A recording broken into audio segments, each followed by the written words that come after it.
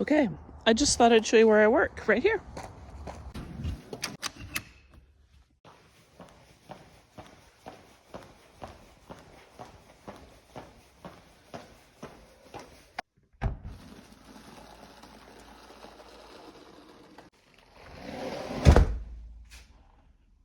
Okay, so I just had a student left.